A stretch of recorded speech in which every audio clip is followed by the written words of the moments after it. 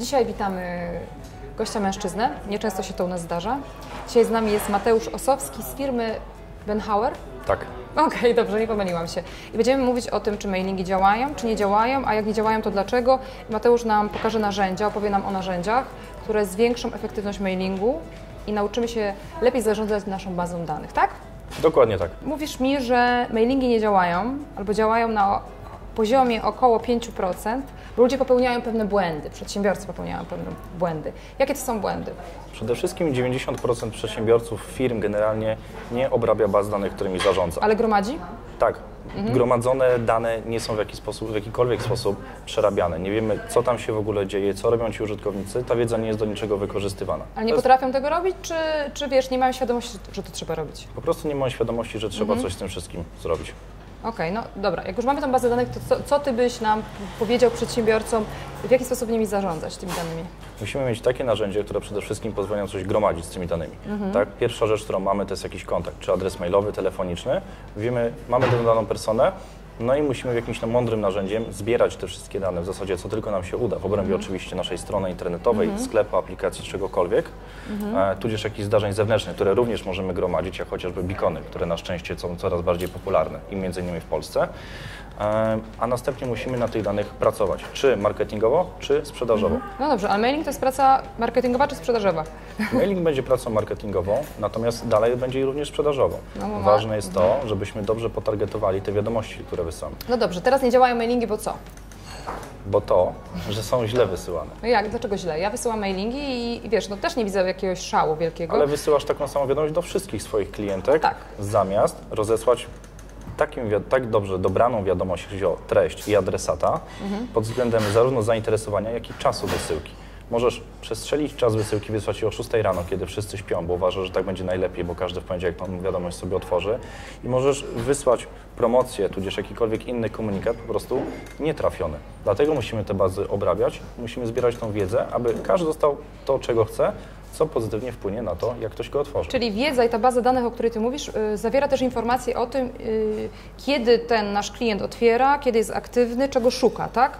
Ja z poziomu mojej bazy danych, którą mam, mogę nie wiedzieć tego, jeżeli zbieram tylko dane adresowe, wiesz o co chodzi, tak? A Wy macie takie narzędzie, które umożliwia tak pogrupowanie tych klientów, że wiemy, że ten na lewo, ten na prawo, ten lubi buty, nie wiem, na obcasie, ta klientka, a ten kozaki kupuje, tak na przykład na stronie. I te dane zbieracie obserwując klienta, tak kolokwialnie można powiedzieć, obserwując, czyli patrząc, jak on się porusza po naszej stronie www. Dokładnie tak. Obserwujemy każdego cookiesa, bo tak to już się nazywa w nomenklaturze technicznej.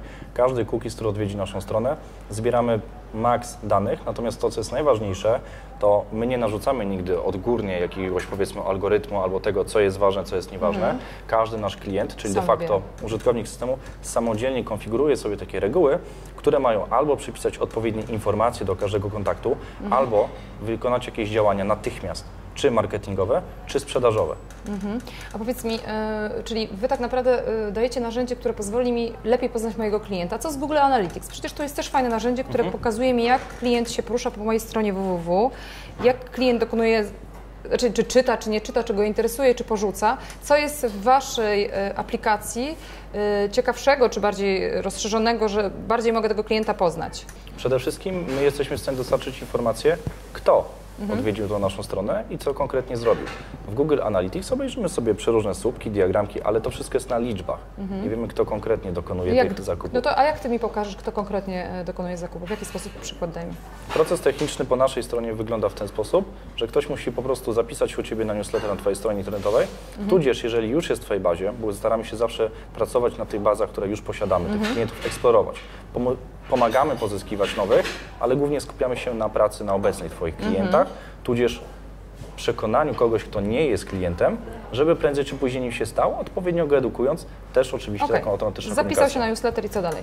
W jaki sposób Ty wiesz, że on się porusza? Wszystko o nim wiesz? Tak, od chwili, gdy zostawił kontakt w jakimś naszym formularzu lub wysłałeś do niego jakiś mailing za pośrednictwem SalesPanago, od tej chwili już jest zmonitorowany. To znaczy, że od tej chwili wiemy, co ten cookies, kto to jest, ten konkretny cookies i co robi. Mateusz, ale dla mnie też jest ważna rzecz, czy Wy tylko kontrolujecie mojego klienta, który jest na mojej stronie, czy możecie mi powiedzieć, czy on wchodzi na konkurencyjne strony i co on robi? Bo to by mnie interesowało. My go nie kontrolujemy, tylko obserwujemy, to po pierwsze.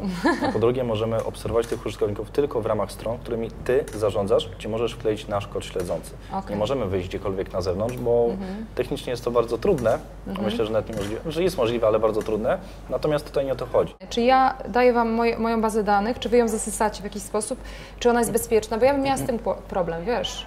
Poniekąd tak, bo importujesz ją do naszego systemu, natomiast nikt inny nie ma wglądu do Twoich danych. Nawet nasi pracownicy nie mają jakiejkolwiek możliwości zajrzeć, jakie dane i czyje przechowujesz, oraz one nigdy nie są nigdzie dalej wykorzystywane, tak? Czyli de facto produkt, który od nas kupujesz, jest dla Ciebie. Jest to produkt dla małych i średnich przedsiębiorstw. Stać nas na to, tak? Tak. Są różne pakiety, tak? I od nas zależy przedsiębiorców, co wybierzemy. No, w mojej ocenie jest to fajne narzędzie, bo schodzimy niżej, znajemy lepiej tego klienta i mamy narzędzia, żeby nim zarządzać i pozyskiwać też, uczycie przecież takie rzeczy. Opowiadałeś mi, że mówicie, co dobrze robimy, co źle, pomagacie. Co dalej robicie z tym całym procesem? To, co każdy nasz handlowiec robi, czyli to jest właściwie taki clue, to rozpoznanie Twojego biznesu i dobranie, co z tego naszego woreczka szerokich rozwiązań, które bardzo chętnie powiedział, ale nie mamy aż tyle czasu. Niestety dobranie odpowiednich narzędzi z całego tego naszego woreczka pod Twoje procesy. Ważna rzecz, którą my robimy, to jest tak zwany pakiet startowy. To jest taki dla Ciebie gotowy PDF, krok po kroku, co masz zrobić, które elementy naszego systemu, jak masz wykorzystać. Więc to jest na dobrą sprawę taka instrukcja obsługi, ale nie do samego systemu, ale instrukcja obsługi Salesmanago na przykład dla Time for Wax. Okej. No słuchaj, no wiesz co, ja jestem naprawdę jak najbardziej za takimi rozwiązaniami. Tak naprawdę no, polecam skontaktować się z Tobą tak naprawdę I sprawdzić, co taka firma może nam zaoferować. To może być w zasięgu naszych możliwości, to wcale nie musi być bardzo drogie, bo nie jest też i zawsze macie ten okres próbny, żeby przetestować, natomiast wiedza, baza danych i praca na bazie to jest klucz do sukcesu, bo jak nie macie bazy danych, nie pracujecie na tej bazie, nie wykorzystujecie jej efektywnie, no to otwieracie ciągle biznes na nowo. Mam rację? Jak najbardziej. Myślę, że wracając jeszcze do tematyki mailingu, ten nawet najładniejszy mailing nigdy nie osiągnie takiego sukcesu, jak ten prawidłowo stargetowany. No i tym optymistycznym akcentem dziękujemy Mateuszowi za spotkanie. Dziękuję. I do zobaczenia. Pa!